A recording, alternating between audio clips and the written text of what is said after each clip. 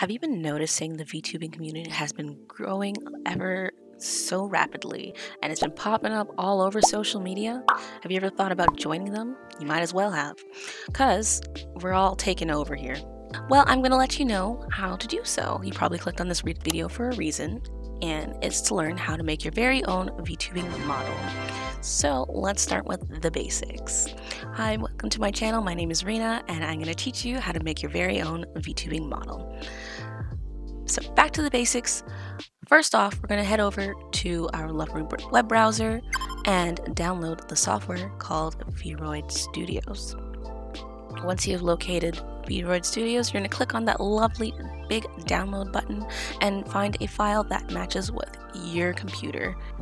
As you can see, Vroid Studios is available on Steam if you want to just download it through Steam, or you can download it directly onto your computer via Windows or Mac. So Mac users, you're in luck. You have the option to make your very own VTubing model as well. As you can see, my model looks a bit different from the standardized character that they have here on their website here. I gave myself a nose. I don't like the little anime nose, but you can create pretty much almost anything in that software.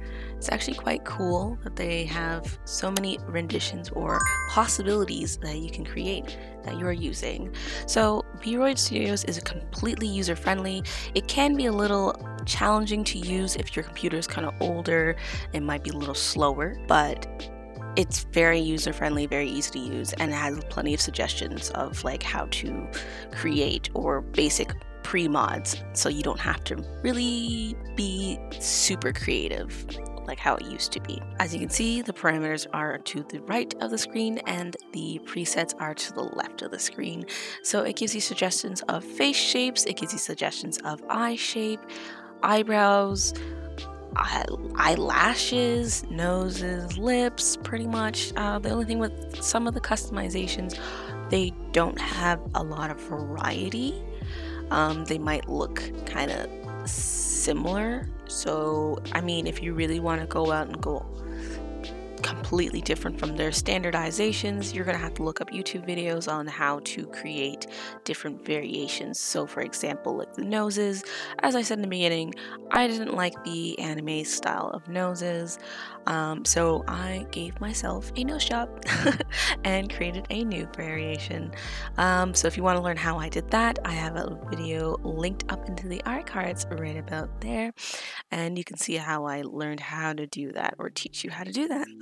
Okay, now that we've downloaded our software and we've clicked the run button and it's up and ready to go, let's start with creating that Vroid model. So first off, you're going to have to figure out what type of model you are interested in. Vroid does a great job with giving you suggestions of different hairstyles and or clothing outfits. So if you're not really sure with what you're looking for, you can go through those and pick through that. Next off is trying to figure out the scaping of your character's facial features. So once again, Vroid has an option, lovely options of different eye suggestions. So if you're really not sure of how to make it, you can always pick through one of the preset models through the side over here, and then if you want to customize it, you can always upload your very own model features like I've done for myself. And then you just basically go down the list, and that's basically all you need to know to make a Vroid character. So if you want to add in cool features such as like glasses, like I have here, you can just go over to the look section, or the accessories, I believe, sorry, the accessories, and then you can add in glasses. You can customize the shape, the tint, the style of the glasses completely, as well as different variations of ears. So if you want to add in cat ears like this, hold on, I'm going to change my whole outfit for you guys, just to prove a point. Yeah, so you can add in cat ears, glasses, and all those fun features. You can always customize your own outfit, so taking the basic outfit that they've provided for you and using those blueprints, that's what I basically call them, and then creating your very own outfit on top of that. I'm just going to change right back because I can. So thanks to YouTube for having plenty of different creators here on this platform that create different variations of Vroid models.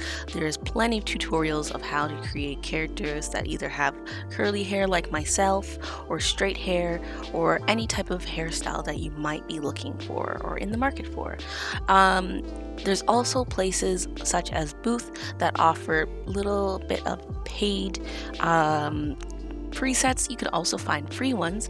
I think I'm going to do a video of how to make a Vroid model specifically just based off of the presets and only free presets, and we can see what we can find and see how that turns out. That is pretty much it for today's video. I hope it helped in any form or fashion, and if it did, just please give me a like on the description down below, and it really helps me out. So I will see you in the next one. Okay, bye.